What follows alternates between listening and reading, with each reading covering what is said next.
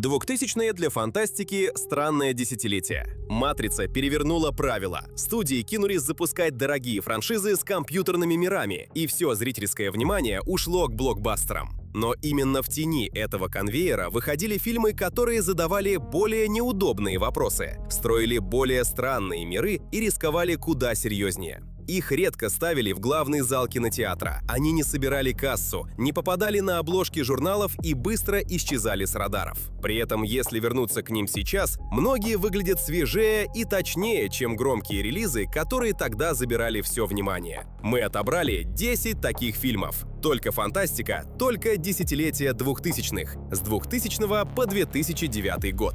Здесь нет очевидных хитов и безопасных ставок, зато есть проекты, которые незаслуженно прошли мимо большой аудитории и которые давно пора открыть заново. Начинаем с 10-го места.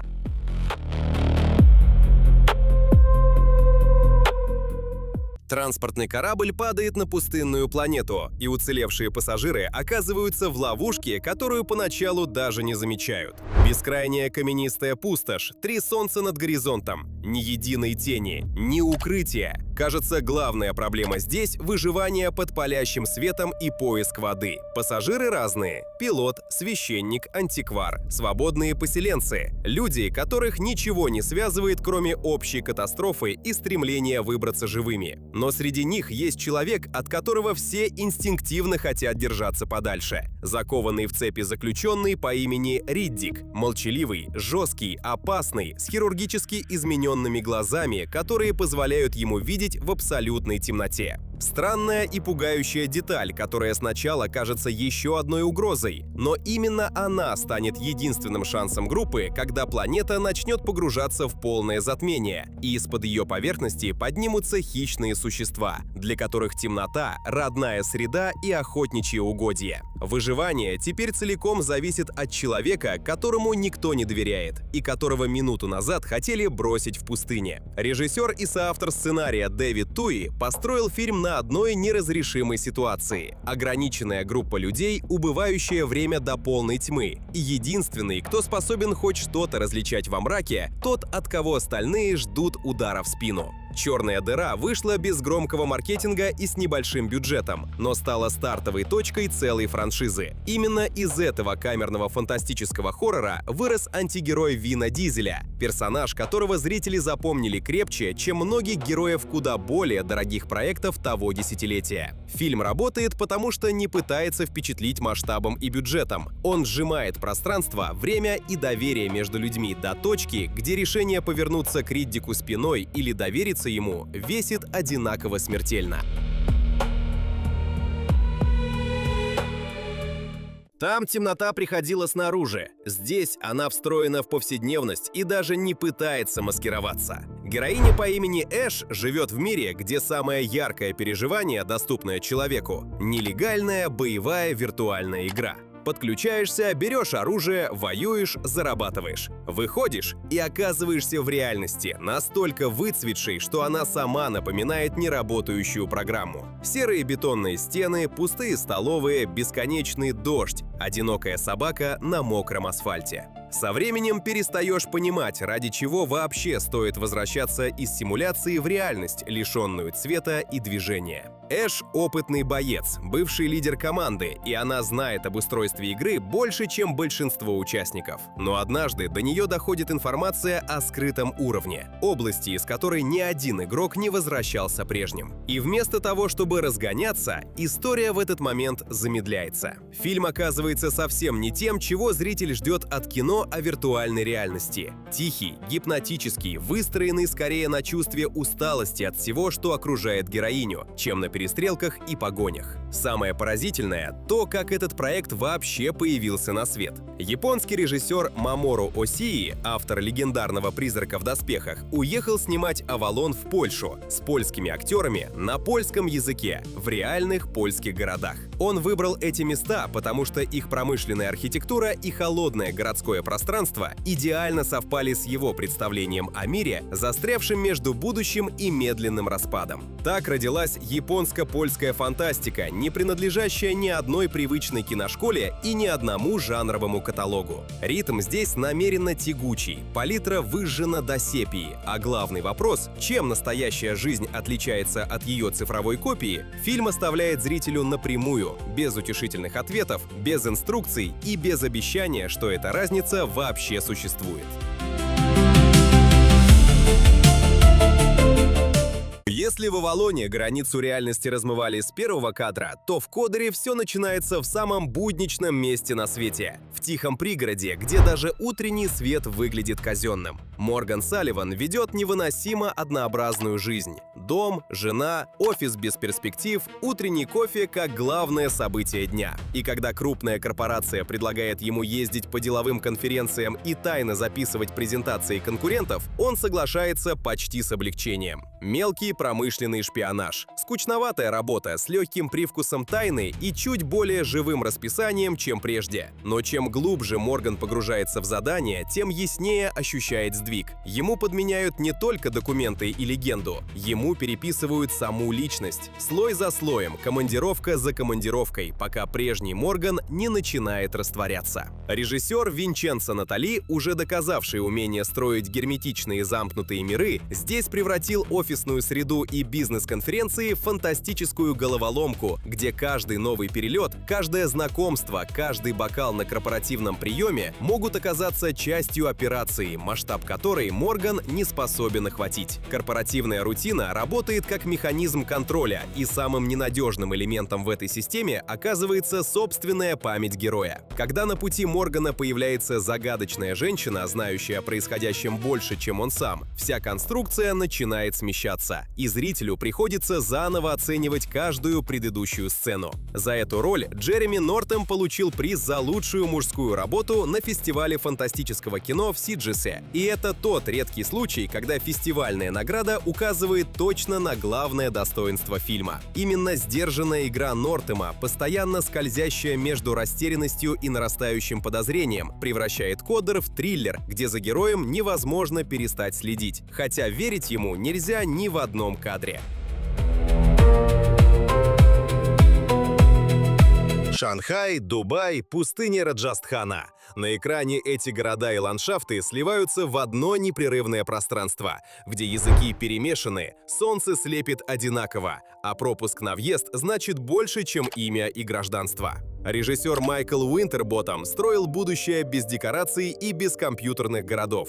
Он снимал в настоящих мегаполисах, склеивая из реальных улиц, небоскребов и заброшенных пустырей мозаику глобального мира, который выглядит одновременно знакомым и непоправимо чужим. Этот прием делает картину не похожей на любую другую фантастику 2000-х. Здесь нет ни одного выдуманного здания, но каждый кадр ощущается как послезавтра. В этот мир приезжает расследователь. Его задача — найти источник поддельных биопаспортов, документов, без которых человек теряет право перемещаться между зонами, получать медицинскую помощь и вообще существовать в легальном поле. Расследование быстро сужается до одной женщины, связь с которой нарушает главный запрет этого общества — генетическое правило, зашифрованное под номером 46. Тим Роббинс и Саманта Мортон играют людей, оказавшихся по разные стороны невидимой границы, которая определяет, кому с кем можно быть рядом. И фильм разворачивается на территории между любовной историей и тихой антиутопией, где ограничения встроены не в камеры и полицию, а в саму биологию. Уинтерботтом сознательно отказался от привычной фантастической дистанции. Его будущее отличается от настоящего всего на полшага. Те же аэропорты, те же пробки, те же толпы на улицах. Только невидимые правила стали жестче и безапелляционнее. Именно поэтому тревога в коде 46 ощущается не как абстрактное предупреждение, а как ситуация, к которой мы уже почти подошли. Фильм требует готовности к медленному темпу. Здесь ритм задает нарастающее ощущение тесноты, когда каждый шаг проверяется, а самые личные решения оказываются подотчетны правилу, которому нет дела до чувств. В коде 46 правила определяли, с кем человек может быть рядом при жизни. Здесь они идут дальше и определяют, каким его запомнят после смерти. Представьте, каждому при рождении вживляют имплант, который записывает все, что человек видит, слышит, переживает. Каждый разговор, каждый взгляд, каждую секунду, пойманную периферийным зрением. После смерти семья нанимает специалиста, монтажера памяти, который просматривает десятилетия этих записей и собирает из них короткий, красивый фильм для прощальной церемонии. Главный герой Алан Хэкман лучший в этой профессии. Он умеет вырезать стыдное, переставить акценты, превратить запутанную и трудную жизнь в историю, которой близкие смогут гордиться. Каждый новый заказ – чужая биография, увиденная глазами самого умершего, со всеми подробностями, которые тот хотел бы забыть. И каждый раз перед Хэкманом встает тот же вопрос – имеет ли семья право на красивую ложь? Или мертвый заслуживает правды, даже если она окажется разрушительной для всех, кто остался? Робин Уильямс играет Хэкмана сдержанно, почти отстраненно. Человека, который видел слишком много чужих жизней изнутри и давно перестал удивляться тому, что люди прячут от окружающих и от самих себя. За сценарий к этому фильму режиссер Омар Наим получил награду на фестивале американского кино в Девиле. И идея заслуживает признания, потому что вопрос, который окончательный монтаж ставит перед зрителем, с каждым годом звучит только острее. Мы уже записываем себя добровольно и ежедневно. Камеры работают без остановки, цифровой след переживает своего владельца. Фильм 2004 года угадал направление с пугающей точностью. Только вместо хирургического импланта у нас телефоны, облачные хранилища и социальные архивы, из которых кто-то однажды тоже соберет нашу собственную версию, и у нас уже не будет права возразить. Если Хэкман монтировал чужие воспоминания со стороны, то герой «Пиджака» оказывается заперт внутри собственных, без монтажного стола, без права на паузу и без понимания, где заканчивается реальность и начинается распад сознания. Ветеран войны вернулся домой с ранением в голову и тяжелыми провалами в памяти. Его обвиняют в преступлении, которого он не помнит, и отправляют в закрытую психиатрическую клинику. Место, балансирующее между лечением и наказанием, где грань между заботой врача и жестокостью учреждения провести невозможно. Здесь никто не торопится разбираться, что произошло на самом деле. В рамках экспериментальной процедуры герои затягивают в смирительную рубашку, закрывают в морговом ящике и оставляют в полной темноте и тишине. И именно там, в абсолютной изоляции, начинается то, чему нет объяснения. Его сознание выбрасывает его в другое время, к людям, которых он еще не встречал, к событиям, которые еще не произошли. Фильм намеренно отказывается объяснять природу этих переходов. Галлюцинация, временный разлом, защитная реакция поврежденной психики или нечто за пределами любых категорий. Каждый возврат в морговый ящик запускает новый цикл, и каждый цикл чуть сильнее размывает границу между тем, что было, и тем, что еще только может случиться. Эдриан Броуди играет человека, который не может доверять ни врачам, ни собственному восприятию. И эта двойная ловушка, физическая клетка плюс ненадежное сознание, создает давление, которое не ослабевает до финальных титров. Истоки этой конструкции уходят к роману Джека Лондона «Странник по звездам», где заключенный, стянутый смирительной рубашкой до боли, переживал выходы за пределы тела и времени. «Пиджак» берет этот исходный образ, телесное ограничение, как вход в запредельный опыт, и переносит его в клиническую среду, где зритель до самого конца не уверен, спасает ли процедура героя или медленно уничтожает его. Смирительная рубашка держала тело. Фонтан пытается удержать само время.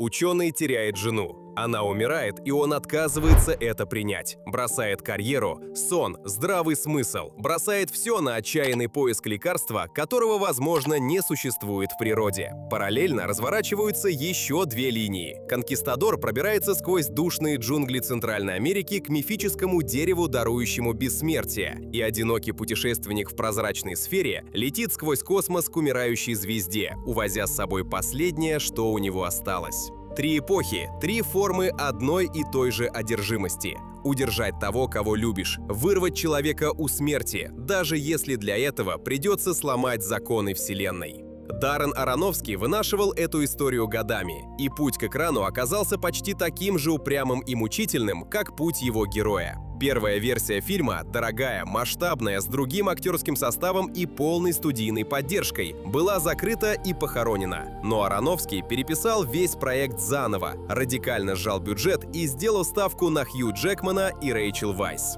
Этот удар не убил замысел, а заострил его. Вместо блокбастерного размаха родилась камерная, почти медитативная картина, где эмоция важнее любого спецэффекта. И сами спецэффекты здесь устроены неожиданно. Космические образы Аронофский создавал макросъемкой химических и органических реакций, снятых через микроскоп. Клетки, пузырьки, потоки живой материи стали визуальным языком фильма. И эта рукотворная, почти живая красота до сих пор выглядит так, как ни один цифровой конвейер воспроизвести не в состоянии.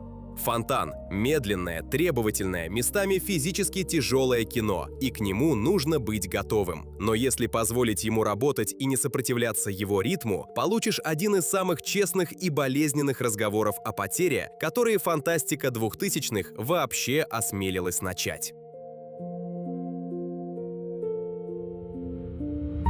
Фонтан летел к умирающей звезде в одиночестве и тишине. Пекло отправляет к умирающему Солнцу целый экипаж, и ставки здесь уже планетарные. Солнце гаснет, Земля медленно замерзает. Последняя надежда человечества – корабль Икар-2 с ядерным зарядом размером с Манхэттен на борту, который должен перезапустить звезду направленным взрывом. 8 человек летят к объекту, на который невозможно смотреть, к которому невозможно приблизиться без риска мгновенной гибели и в который невозможно промахнуться. Второй попытки не будет, потому что первая миссия, Икар-1, исчезла бесследно 7 лет назад. Дэнни Бойл и сценарист Алекс Гарленд построили фильм так, что величина угрозы давит физически. Солнце на экране – раскаленная стена, от которой плавится обшивка, горят защитные панели и выходят из строя приборы. Экипаж работает в условиях, где одна техническая ошибка означает гибель планеты, и каждое решение, от перерасчета курса до распределения кислорода, оборачивается моральной дилеммой без правильного ответа.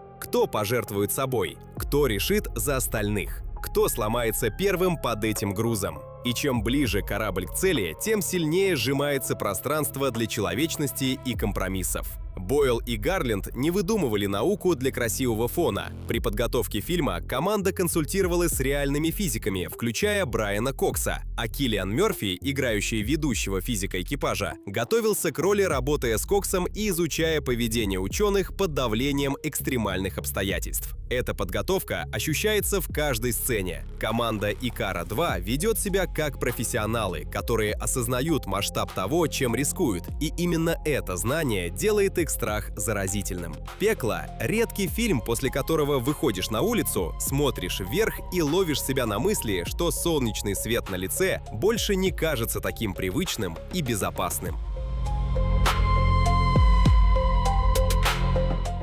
«Пекло» спасало человечество одним ударом. Здесь человечество разрушают тихо, методично, по контракту, каждый рабочий день. Молодой мексиканец живет в деревне, где вода давно стала частной собственностью, земля давно пересохла, а работы нет и не предвидится. Единственный способ заработать – подключиться к глобальной сети через вживленные в тело узлы и удаленно управлять роботами на стройках и фабриках по ту сторону границы. Физически ты остаешься дома, твой труд уходит на север, деньги капают, медленно, по капле. Тело изнашивается, границу ты не пересекаешь, только твою энергию выкачивают через кабель, и такая схема устраивает всех, кроме тебя. Это киберпанк, вытащенный из токийских небоскребов на мексиканскую границу. Грязный, жаркий, пропахший пылью и потом, без единого неонового блика. Алекс Ривера задумал торговца сном как высказывание о миграции, технологиях и удаленном труде. И попал в точку с опережением, которое сейчас выглядит пугающе. Фильм вышел в 2008 году, но описывает мир, где дистанционная работа превратилась в форму эксплуатации, тело в расходный материал, а человек за экраном стал невидимым для тех, на кого он работает. Это не голливудский блокбастер с привычным лоском и узнаваемыми лицами. «Торговец сном» снят за минимальные деньги, с непрофессиональными актерами на стыке латиноамериканского независимого кино и цифровой фантастики. И эта шероховатость добавляет ему достоверности. На Санденсе фильм взял премии за сценарий и за научно-технологическую тему. И эти награды точно называют главное. Перед нами фантастика, которая болит не от монстров и не от взрывов, а от узнавания. Мир торговца сном — это мир, где технический прогресс работает строго в одну сторону. И если вам кажется, что это преувеличение, откройте сегодняшнюю карту глобального аутсорсинга и убедитесь сами. Торговец сном показывал, как тело становится инструментом чужой выгоды. Пандорум забирает у тела вообще все, включая память о том, кто ты и зачем ты здесь. Два члена экипажа просыпаются из гиперсна на огромном космическом корабле. Свет не работает, системы повреждены, коридоры пусты и тонут во мраке. Кто они? Какова их миссия? Сколько времени прошло с момента запуска? Ничего из этого они вспомнить не могут. Единственное, что понятно сразу, корабль гигантский, корабль поврежден, и на корабле они не одни. Что-то двигается в темноте, и это что-то враждебно. Само название фильма – подсказка, которую зритель поначалу не считывает. Пандорум – вымышленное психическое расстройство, вызванное длительным пребыванием в глубоком космосе, когда изоляция, темнота и замкнутость пространства ломают сознание изнутри. И весь фильм балансирует на этой грани. Угроза снаружи реальна, но можно ли доверять собственной голове? Вопрос, на который герои не получают ответа до самого конца. Происхождение Пандорума само по себе объясняет, почему фильм ощущается как два жанра, сплавленных в один. Сценарист Трэвис Миллей изначально писал историю о корабле с заключенными, а Кристиан Альвард разрабатывал отдельную концепцию. Люди просыпаются на судне посреди космоса и не помнят, кто они. Две идеи соединились в один сценарий, и этот шов чувствуется в лучшем смысле. Фильм одновременно работает как космический хоррор на выживание и как триллер о ненадежном сознании. Бен Фостер и Деннис Куэйд играют людей, запертых в темноте с двойной угрозой. Тем, что охотится на них в коридорах, и тем, что разрушает их изнутри. Пандорум закрывает наш список и закрывает десятилетия. И делает это фильмом, где самое страшное не существа в темноте, а секунда, когда ты перестаешь понимать, реальны они или нет.